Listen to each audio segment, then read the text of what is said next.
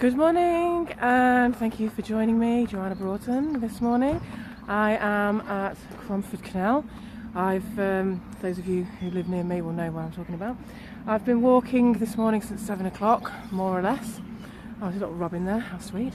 And as you know, I like to talk about things that enhance our brains and our minds. Hi, Hitachi, lovely to see you. I did a Facebook Live earlier on this morning, and I got all the way through it to the end, and then it said that it hadn't recorded. So I found a place that's a little bit better for 4G. Anyway, as you can see in the background, can you see where I am? It's really, really lovely. There's quite a few people about as well, actually. But I want to talk to you about kicking the arse of stress. Now, in previous videos, I've talked to you about things that you can do. Loving the love, thank you. Things that you can do to enable you to more easily, thank you Jo, she's sat over there, she's giving me a love, thanks for the love. Things that you can do, in the past I've talked to you about these things that help you to deal with stress. But having spoken to a few people over the last few weeks, I thought that I'd speak to you today about getting rid of things that create stress. Hi Lauren. And one of the main things that seems to crop up is people's careers, people's jobs. And a lot of people end up on paths that they didn't necessarily set out on. And so people just see opportunities and they just start working their way up. And then eventually they get to a point where, you know, they're earning a certain amount of money and they're living a certain life with this money. And to veer off that path would mean going into a different career and starting much lower down. And this obviously means then that they're not going to have the kind of money that they're used to.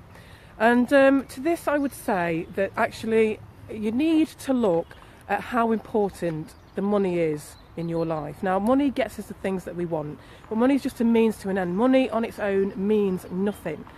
And actually if you're just keeping hold of something, a job or whatever, that is bringing you that money in, and actually it's making you miserable, then that money is really serving no purpose for you. And so if you recognise yourself as somebody who has got plenty of money, or you know you've got enough money to be able to go on holiday and all that sort of thing, and buy the nice Christmas presents for people. Hi Greg. And you know you can buy all the things that you want. You can go out and eat dinner whenever you like. And so, you know, that's all lovely. But if you find yourself being one of these people who is counting the minutes until the weekend or until the next holiday, and then the next holiday comes and then you start counting them before you've got to go back to work, then you really need to assess whether or not that particular situation that you're in is doing any good for your brain. Because, like, we've only got one chance to live in the skin we're in, and it's really important that we choose things in our lives that make us fulfilled. And if we don't, then we're miserable. And we might think, no, I've got to earn this money because people expect it, and you know I've got to provide for my family. But you could probably do with less. You could probably go and do something that's actually going to fulfill you more and live off less but end up being happier. I know people who've done that. I myself have taken a massive pay cut in the past in order to be able to do something different that I really need to do. And I found actually that having less money made me really appreciate the treats.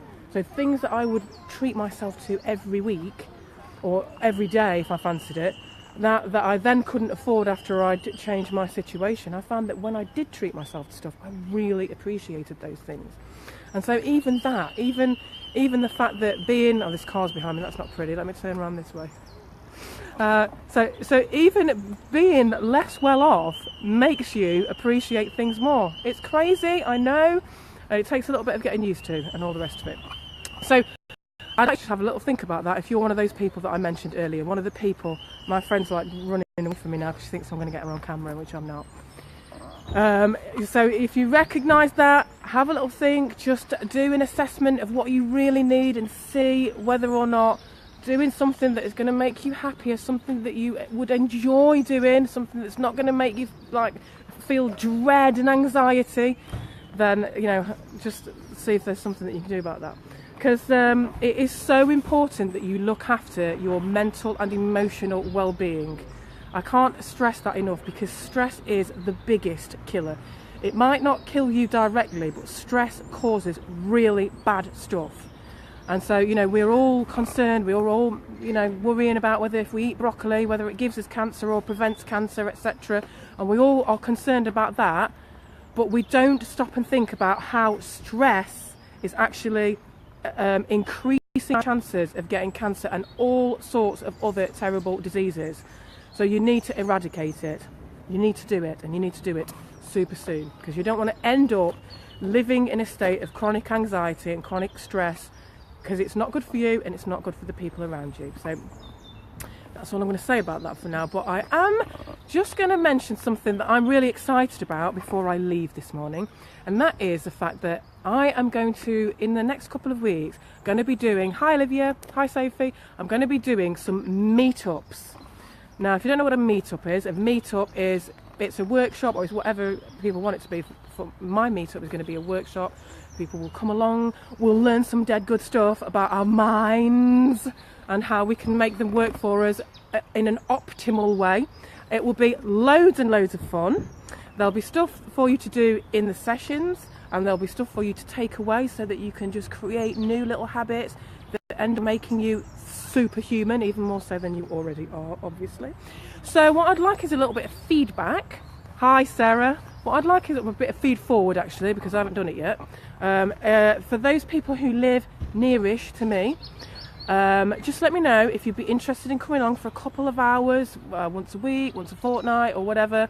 Just let me know how you would feel about where you would like to do that, if that makes sense. I'm getting sidetracked now by people wandering about. So just PM me or leave me a comment and let me know where you would rather visit the workshop. We've got the options of Derby or possibly Nottingham or even Ripley, where I live. Just let me know how often you would like to come, or anything that you would like to talk about or work on during those sessions, and I will try and accommodate you. So make sure that you let me know, and please, if you enjoy any of my videos, then like, share, send me some love and all the rest of it. Have a smashing Sunday. I'm now going to walk. How far have I got left? 5.5. I've now got 5.5 miles to walk back to the car. I have just had a very delicious bacon sandwich and a lovely cup of caffeine-free tea. It's going to keep me going for a little while yet. So thank you. Have a smashing day. Look after yourselves and each other. Sound like Jerry Springer. Bye-bye. Just have a little look at this whilst we're waiting for me to press stop.